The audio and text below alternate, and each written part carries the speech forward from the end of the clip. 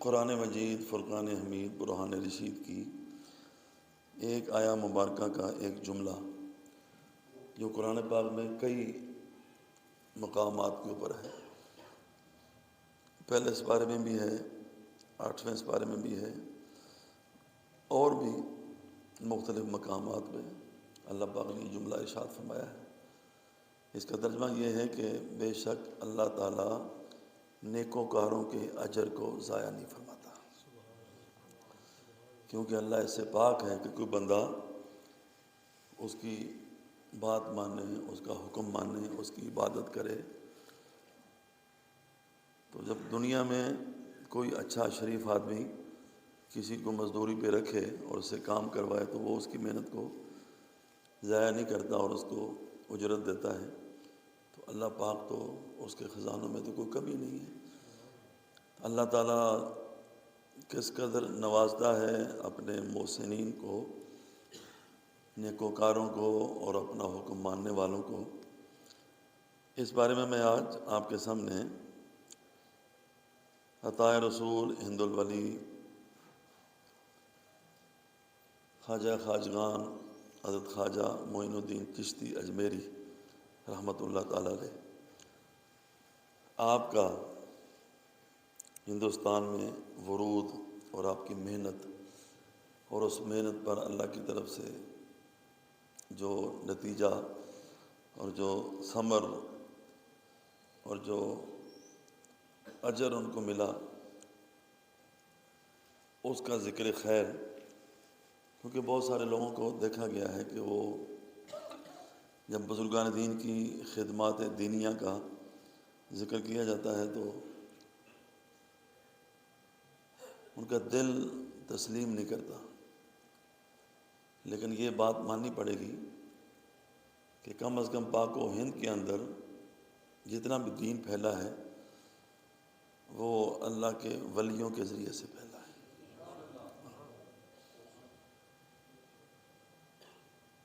وہ ہمارے محسن ہیں، اور محسن جو ہوتا ہے نا اس کا شکریہ ادا کرنا ضروری ہوتا ہے۔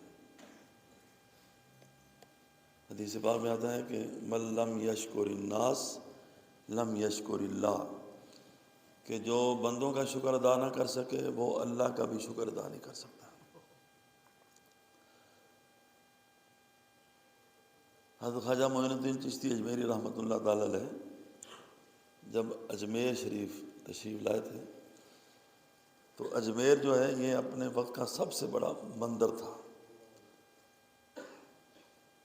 اور یہ ایسا مندر تھا کہ جو بڑے بڑے لوگوں کے، راجاؤں کے لیے، رانیوں کی عبادت کے لیے مخصوص تھا، اور مندر کے ساتھ ایک بہت بڑا تالاب تھا جس کو آنا ساغر کہتے تھے، آنا ساغر، جس کے پانی کو وہ بڑا متبرک سمجھتے تھے۔ اس میں نہانے والوں کے تمام گناہ معاف ہو جاتے ہیں، یہ عقیدہ رکھتے تھے، اور اتنا بڑا اس پر خرچہ ہوتا تھا کہ ایک رات کے اندر چراغوں میں جو تیل جلتا تھا نا وہ 3 من 3.5 من تیل جلتا تھا چراغوں کے اندر۔ ارد گرد کے بہت سارے دیہات اس مندر کے لیے وقف تھے، وہاں کی آمدنی اور وہاں کی زمین جو ہے مندر کے اوپر خرچ ہوتی تھی، وہاں ہزاروں ملازم تھے۔ ان کا کام کیا تھا؟ آنے والوں کی رہنمائی کرتے تھے، اولاد لینی ہے تو اس بت کے پاس جاؤ، کاروبار چلانا ہے تو اس بت کے پاس جاؤ، رہنمائی کرتے تھے اور لوگوں کو عبادت کے طریقے بتاتے تھے۔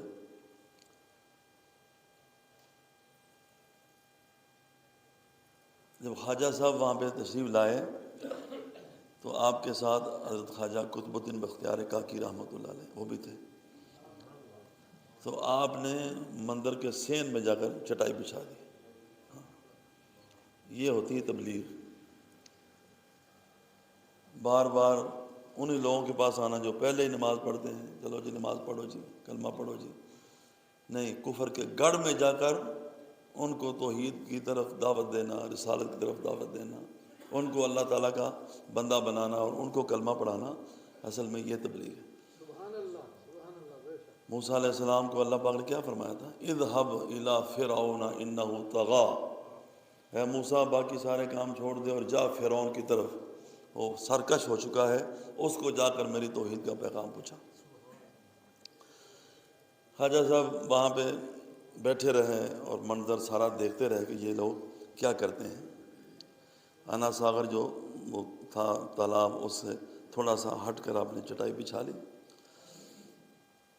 صبح سے لے کر عصر کا ٹائم ہو گیا تو آپ نے خواجہ قطب الدین کو فرمایا کہ اٹھ اذان پڑھ۔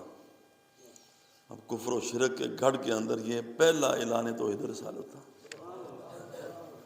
انہوں نے اذان پڑھی تو ہلچل مچ گئی، یہ آواز کہاں سے آ گئی، یہ ہم نے پہلی دفعہ سنی ہے۔ لوگ جو تھے وہ باہر نکل آئے، وہ تو اسلام کے دین کی اذان کے نام سے نابلد تھے، کفر ہی کفر تھا، مسلمان تو وہاں پہ کوئی نہیں تھا۔ ساری دنیا باہر نکل آئی۔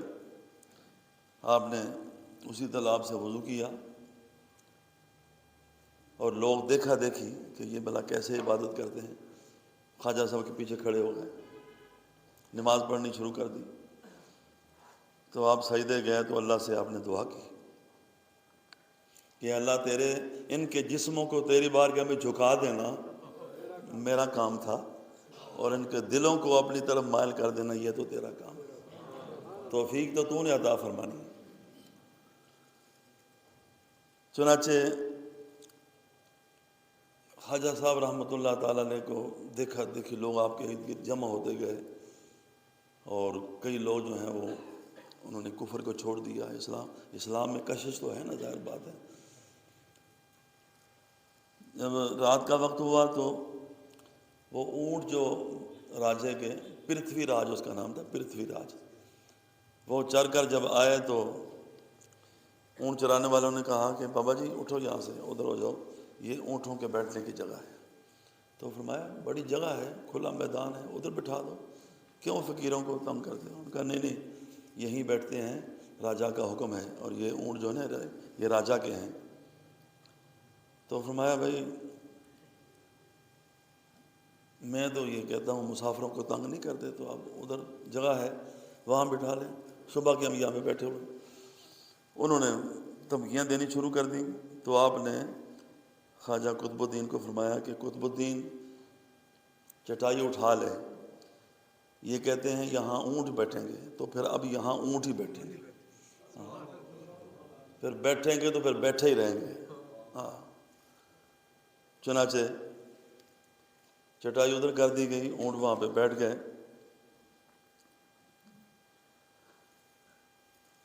رات گزری، صبح ہوئی، اونٹوں کو چرانے کے لیے لے جانا تھا، تو اب وہ اٹھاتے تھے تو اٹھتے ہی نہیں تھے۔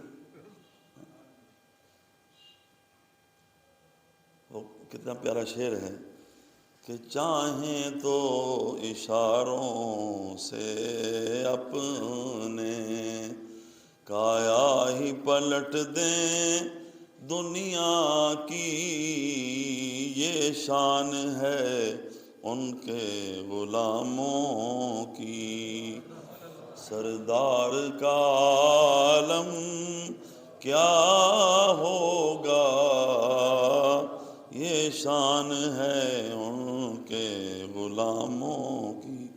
راجے کو پتہ چلا تو اس نے پیغام بھیجا، اس نے کہا یہ کوئی بڑا جادوگر معلوم ہوتا ہے جس نے ہمارے اونٹ باندھ دیے ہیں، وہ اٹھتے ہی نہیں ہیں۔ تو اس نے پیغام بھیجا کہ جانوروں پر ظلم نہیں کرتے، آپ نے جو جادو کیا واپس لیں۔ فرمایا ہم جادوگر نہیں ہیں، ہم تو کسی کے خلاف بد دعا نہیں کرتے، ہم جادو کیا کریں گے؟ اس نے کہا یہ اونٹ کیوں نہیں اٹھتے؟ تو مہربانی کرو، اس نے منت کی تو آپ نے فرمایا جاؤ، جس اللہ کے نام پر بیٹھے ہیں اسی اللہ کا نام لوگے تو اٹھ کھڑے ہوں گے۔ یہ طریقہ ہوتا ہے نا لوگوں کو سمجھانے کا، لوگوں کو تبلیغ کرنے کا۔ بنام خدا بیٹھے ہیں اور اللہ کے نام پر ہی اٹھیں گے۔ چنانچہ وہ گئے تو ادھر آپ نے دعا کی کہ اللہ یہ اونٹ جیسے تو نے بٹھائے ہیں ویسے ان کو اٹھا دے۔ اونٹ اٹھ کھڑے ہوئے۔ ہندوؤں کی کتابوں میں لکھا ہوا ہے کہ یہ منظر دیکھ کر ایک دن میں 32,000 ہندو کلمہ پڑھ کے مسلمان ہوئے۔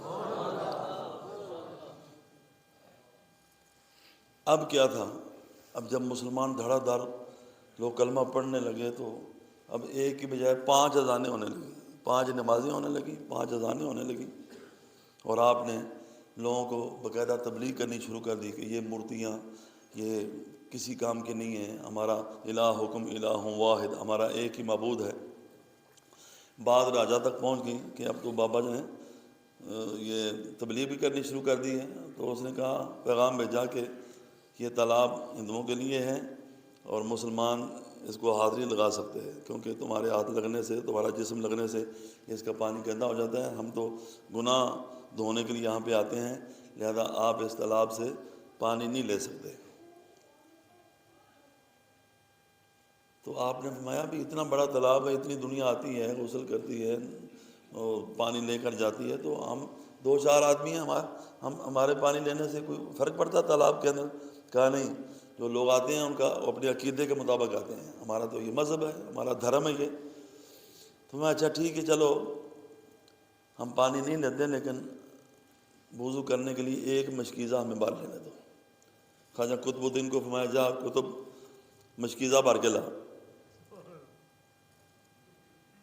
تو یہ شرط لگائی ان لوگوں نے کہ مشکیزہ بھر لو، لیکن نہ ہاتھ لگانا ہے اور نہ جسم کا کوئی حصہ پانی کے ساتھ لگانا ہے، کیونکہ ہمارا پانی جو ہے نا خراب ہو جاتا ہے مسلمانوں کا جسم لگنے سے۔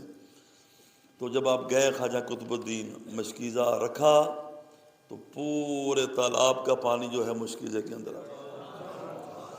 یہ آپ نے مثال سنی ہے نا کہ سمندر کو کوزے میں بند کرنا، یہ کوئی ایسے بھی ہیں اللہ والے کہ جو ایسا کر بھی لیتے ہیں۔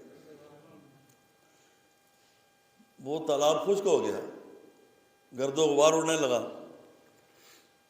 ہلچل مچ گئی، شور مچ گیا، اور پانی بھی نہیں ہے اس کے علاوہ۔ اب ہم اپنے گناہ لے کر کہاں جائیں گے، پانی کہاں سے لیں گے؟ چنانچہ جب چیخ و پکار ہوئی اور جنگل کی آگ کی طرح یہ خبر پھیل گئی تو سارے پریشان ہو گئے۔ تو اب راجے نے اجلاس بلایا، اپنے وزراء کو، امراء کو بلایا اور کہا کہ یہ یا تو کوئی بہت بڑا جادوگر ہے یا پھر کوئی کامل فقیر ہے، اس سے مذاکرات کرنے چاہیے۔ مذاکرات کیے، اور مذاکرات میں انہوں نے پھر دھمکیوں سے منتوں کی طرف آ گئے کہ آپ کی مہربانی، اتنی دنیا جو ہے پانی کے بغیر رہ رہی ہے تو ہمارا تو سب کچھ ختم ہو جائے گا، تو آپ مہربانی کریں پانی اس کا جو ہے نا وہ واپس آنا چاہیے۔ تو آپ نے فرمایا جا قطب الدین مشکیزہ لے جا اور تالاب میں جا کر پانی گرا دے۔ جب گرایا تو کناروں تک پانی جو ہے وہ بھر گیا۔ اس واقعے کو دیکھ کر لاکھوں لوگ جو ہیں متاثر ہو گئے اور انہوں نے اسلام قبول کر لیا۔ اب راجے کو اپنے دھرم کی فکر پڑ گئی کہ اگر یہ اسلام اسی طرح پھیلتا رہا تو پھر ہم تو ختم ہو جائیں گے۔ چنانچہ دیو رام ان کا سب سے بڑا جو پنڈت تھا اور ساتھ سب سے بڑا جادوگر بھی تھا، اس کو بلایا گیا اور کہا کہ اسے مناظرہ کرو، اس کو شکست دو سب کے سامنے، تاکہ دنیا کو پتہ چلے کہ یہ فقیر ہار گیا ہے اور ہمارا پنڈت جو ہے وہ جیت گیا ہے۔ دنیا اکٹھی ہو گئی، وہ آ کر بڑبڑانے لگا، باتیں کرنے لگا۔ آپ نے اس کے کان میں جا کر کہا کہ تو میرے ساتھ مناظرہ کرنے آیا ہے اور بڑی باتیں کر رہا ہے، اور مجھے تیری پیشانی سے دین اسلام کا نور چمکتا ہوا دکھائی دے رہا ہے۔ جب آپ نے اتنی بات کہی تو جملہ منہ سے نکلا، جو بات دل سے نکلتی ہے اثر رکھتی ہے، اور پھر نظر والا جب دل پر نگاہ کر کے بات کرتا ہے تو پھر اس بات کا اثر اور ہی ہوتا ہے۔ یہ جملہ سنا، قدموں پہ گر گیا اور کہا جو آپ کا دھرم ہے مجھے بھی اس دھرم کے اندر داخل کر دیجیے۔ گر کر قدموں پہ قرباں ہو گیا، پڑھ کر کلمہ مسلمان ہو گیا۔ اب آخری اربا جو تھا نا راجا کے پاس، بڑا پریشان تھا، گھر گیا، اس کی بیٹی نے کہا آپ چند دن سے بڑے پریشان ہیں، کیا بات ہے؟ تو پرتھوی راجا نے کہا کہ اس طرح ایک بندہ آیا ہے، اس نے تو ہندوستان میں ہلچل مچا دی ہے، میری حکومت کو خطرہ لائق ہو گیا ہے، لوگ دھڑا دھڑ اس کے دین میں داخل ہو رہے ہیں اور مجھے لوگ چھوڑ کے جا رہے ہیں۔ تو اس نے کہا، راجا کی بیٹی تھی، حسن و جمال کی پیکر تھی، اس نے کہا بات ہی کیوں نہیں ہے، یہ تو میرے بائیں ہاتھ کا کھیل ہے، آپ مجھے اجازت دیں ایک رات گھر سے باہر رہنے کی۔ میں اس درویش کے قریب جا کر ایک رات گزارنا چاہتی ہوں، تو مجھے اجازت ہے۔ اس نے کہا اجازت ہے، اگر تیرے رات باہر رہنے سے یہ کام مسئلہ حل ہو جاتا ہے تو مجھے کوئی اعتراض نہیں۔ وہ گئی بنا و شنگار کر کے، خواجہ صاحب رحمۃ اللہ تعالیٰ نے اپنے مصلی کے اوپر تشریف فرما تھے، رات ہو گئی، عشاء کی نماز پڑھی، آپ بیٹھ کے وظائف پڑھتے رہے، تلاوت کرتے رہے، ذکر و اذکار کرتے رہے، اور جب تہجد کا ٹائم آیا تو آپ نے اس کی طرف آنکھ اٹھا کے دیکھا تک نہیں تھا، حالانکہ کوئی اور وہاں پہ موجود نہیں تھا۔ تو اس نے کہا کہ مجھ پر تو ایک نگاہ ڈالنے کے لیے لوگ سارا سارا دن کھڑے رہتے ہیں، یہ کیسا درویش ہے کہ میری طرف نگاہ اٹھا کے دیکھتا ہی نہیں ہے، اس کی نگاہوں میں کون سا جلوہ بسا ہوا ہے۔ پھر وہ بول پڑی، اور وہ جو بولی اس کو کسی پنجابی شاعر نے اپنی زبان کے اندر بیان کیا، آپ بھی سنیں اور معزوز ہوں۔ اس نے کہا کہ تسی ویخ دے کیوں نہیں حسن میرا، کدی مرد جوان انج چک دے نہیں۔ سمجھ آ گئی؟ تسی ویخ دے کیوں نہیں حسن میرا، کدی مرد جوان انج چک دے نہیں۔ تو فرمایا، آپ نے فرمایا جنہ حسن نبی دا ویخ لیا، او ہور کسے ولوں تک دے نہیں۔ اس نے کہا محبوب جد سامنے آ جاوے، پھر عاشق کدی انج نس دے نہیں۔ آپ نے فرمایا جڑے قیدی نے زلف محمد دے، او غیران دے جال وچ پھس دے نہیں۔ اس نے کہا آپ کو پتہ نہیں میں راجے کی بیٹی ہوں، اگر آپ نے میری بات نہ مانی تو میں کچھ بھی کر سکتی ہوں۔ چنانچہ اس نے کہا تسی مندے کیوں نہیں حکم میرا، تسی موت کولوں کیوں ڈر دے نہیں۔ فرمایا اسی بردے زندہ نبی دے ہاں، کوئی مار بھی دے وے تے مردے نہیں۔ سبحان اللہ۔ رات کو میں محفل میں ایک واقعہ بیان کر رہا تھا، حضور پاک کے ایک صحابی تھے حضرت حذیفہ، کیسر روم نے ان کو گرفتار کر لیا اور بڑا زور لگایا کہ اپنا دین چھوڑ دے۔ اس نے لالچ دیا کہ میں تجھے اپنی حکومت میں شامل کر لوں گا، تو تمہیں بہت بڑا عہدہ دوں گا، دین چھوڑ دے۔ فرمایا یہ عہدے کسی کام کے نہیں، ہم نے سب کو چھوڑ دیا ہے، صرف حضور کا دامن تھاما ہوا ہے۔ اب اس دامن کو ساری دنیا چھوڑ سکتے ہیں لیکن حضور کا دامن نہیں چھوڑ سکتے۔ پھر اس نے دھمکی دی، اس نے 2 مسلمان قیدی بلائے، آگ جلائی، پھر تیل اوپر رکھا، دونوں کو کڑاہ میں ڈالا، اور بہت سارے اس نے خوفناک منظر دکھائے۔ آپ کی آنکھوں سے آنسو نکلے۔ اس نے کہا شاید ڈر گیا ہے۔ تو کہا کیوں، کیا ہوا؟ کہا میں ڈر کے نہیں رو رہا، میں رو اس لیے رہا ہوں کہ یہ تو میری ایک جان ہے نا جس کے لیے تو اتنے جتن کر رہا ہے کہ تیرا میں ساتھ دوں، کاش میری 1000 جانیں ہوتی اور 1000 کی 1000 جانیں میں اللہ رسول کے نام پر قربان کر سکتا۔ اس نے دیکھا کہ یہ تو کسی بات پر آتا ہی نہیں ہے۔ اس نے کہا اپنی خفت مٹانے کے لیے، اس نے کہا اچھا یار ایک کام کر دے، میری بات مان لے کہ میرے سر کو بوسہ دے دے تو میں تمہیں آزاد کر دوں گا۔ تو آپ نے سوچا کہ یہ اب بڑا نیچے اتر آیا ہے تو چلو دوسروں کا فائدہ ہو جائے۔ ہم نے فرمایا صرف مجھے آزاد کرے گا کہ یا میرے سارے ساتھیوں کو آزاد کرے گا؟ اگر سارے ساتھیوں کو، مسلمان قیدیوں کو آزاد کرتا ہے تو میں یہ کام کرنے کے لیے تیار ہوں۔ تو اس نے کہا ٹھیک ہے، سب ساتھیوں کو آزاد کر دوں۔ تو فرمایا ایک بوسہ لینے سے اگر سارے مسلمانوں کی جان بچ جاتی ہے، حضور پاک نے تو کتنی محنت سے لوگوں کو تیار کیا ہے، اگر یہ سارے مسلمانوں کو مار دے گا تو کتنا دین کا نقصان ہوگا، تو چلو یہ کام کر لیتے ہیں۔